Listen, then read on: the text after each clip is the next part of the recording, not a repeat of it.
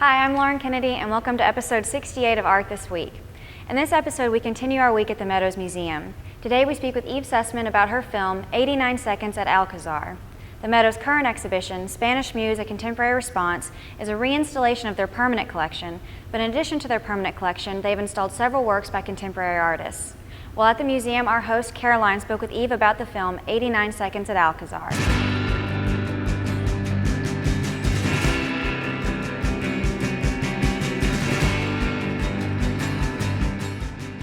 Hi, I'm Caroline, and today we are speaking with Eve Sussman, and also representative of the Rufus Corporation, and we are very lucky that she is screening 89 Seconds at Alcazar as part of the Meadows Museum Spanish Muse, A Contemporary Response.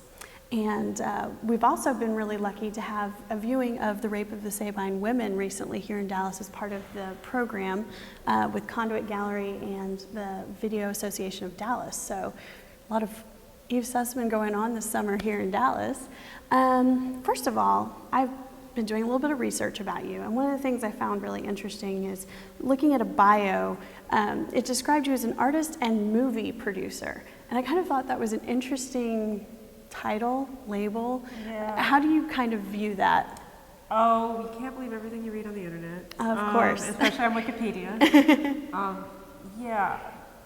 It's not exactly accurate. I mean, it's maybe accurate in that I produce my own work. Mm-hmm. I don't produce for other people, but I don't work in sort of typical feature film mode in how you raise money or how you get things done. I mean, we just decide to create something and figure out from the studio how we're going to fund it and how we're going to make it. So in that way, yeah, we do produce our own projects. Okay, so when it comes to 89 Seconds at Alcazar, you were inspired by a particular painting by Velázquez, Las Meninas, which was painted in 1656. So you got the date better than me on your memory, okay. I've been working here at the Meadows a little bit, so I'm getting it. What was it about that particular painting that because you'd never done anything like this before, what inspired you to recreate or revise history a little bit? I don't think I was trying to recreate or revise history, because the painting is maybe not exactly, we don't even know if the painting is historically accurate. Mm-hmm. The painting could have been a montage of different things that Velázquez put together. But I think it's the same thing that you see in those photos that are hanging in this exhibition now as well. The painting itself is really compelling, and it's really striking in that it has within the psychology of the characters in the painting, it has an almost photographic quality.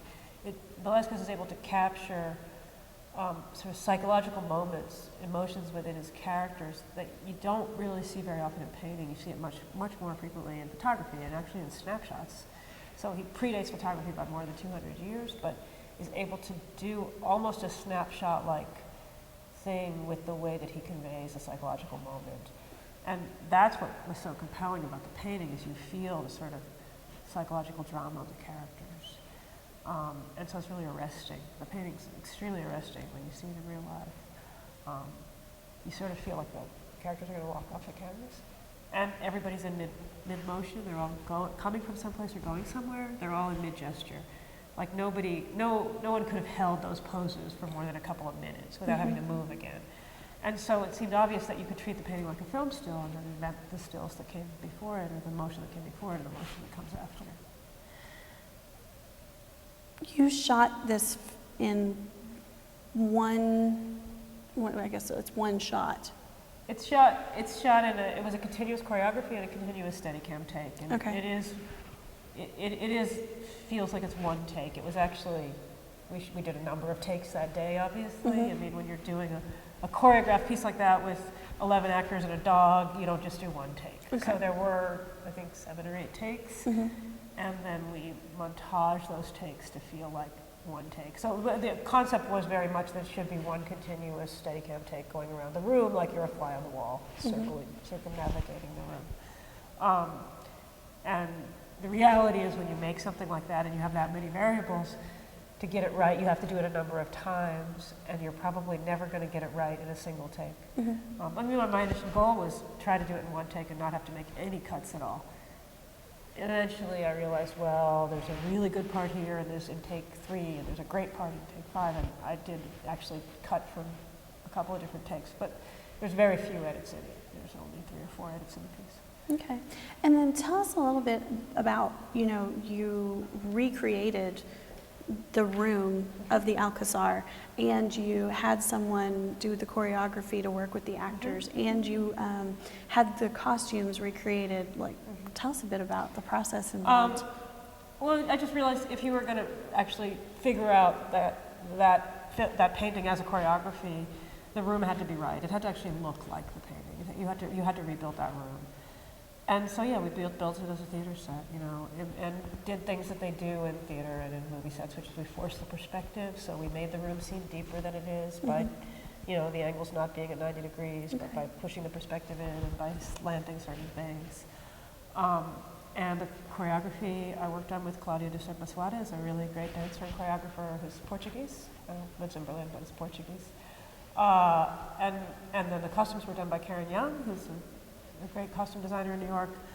So yeah, we just realized that we had to get very close to the painting. But in order for the idea to work, to replicate it a little bit wasn't enough. We had to get as close to the painting as we could reasonably get within our budget and our time constraints and sort of with the skill set that we had. What were your time constraints? There wasn't really a time constraint. There was an exhibition deadline, but it was also about money. It was, I had this garage to build the set. I knew I had that garage for a month. I didn't have it for 5 weeks. I knew at the end of the month I had to be out.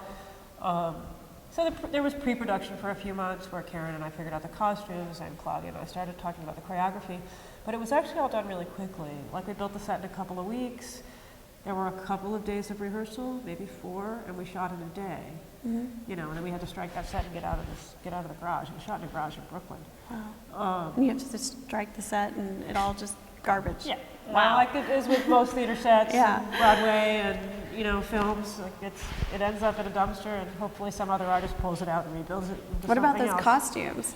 The costumes were various things. The basis of a lot of the adults' costumes were rented and then severely altered by Karen. But then she had to redo the alterations because you have to return it to the rental house with all that stuff undone. The kids' costumes had to be made from scratch. So some of those costumes still exist. Very few of it exists in its entirety because there were pieces from here that didn't belong to us. There were other pieces that we made that, I think the actress that was in it, we gave her the dress because she was Sophie, the girl who plays the princess. And so, again, they were pieced together by different things, and at the end it all gets taken apart and put back where it came from. So we don't have the costumes anymore. You have an opening reception at Fort Worth Contemporary Arts. Are you going to be showing white on white there? No, we're showing a piece called Yuri's Office, which is an installation piece. It's not a moving image in any way. Okay. It's very much an object in the room. Okay. It is a room. We've recreated a room. The piece is this installation of Yuri Gagarin's office, a section of the office, that we recreated both as an artwork in and of itself and also as a film set. And so that piece, that installation, will be on view starting on Saturday. Wonderful. Well, thank you so much for talking to us today, and I hope you have a good time in Dallas this week, and wish you the best. We can't wait to see what you do next. Great. Thanks for having me. Thanks. Take care.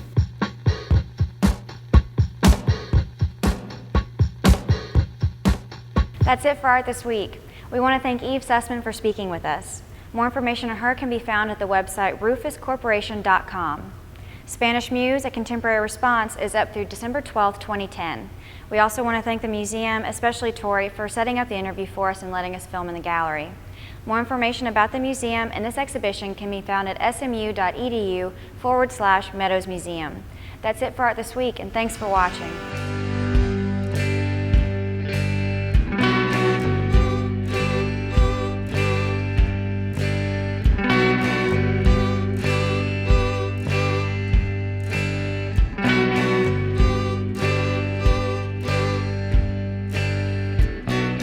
I still got your Polaroid